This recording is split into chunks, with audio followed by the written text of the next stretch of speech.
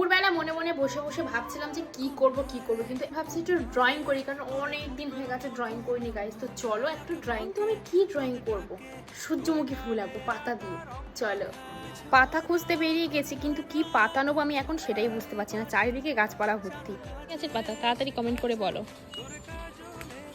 আচ্ছা, আর কি দিয়ে কি বানানো যায় অবশ্যই তোমরা কমেন্ট করে জানিও তো আমাকে। পরের A4 পেজ চুরি করে দিয়েছি।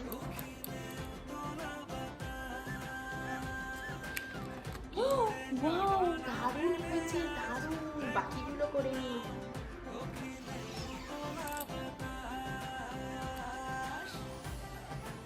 সব ঠিক আছে, কিন্তু একটু পাতা না করলে খুবই বাজে দেখতে লাগবে।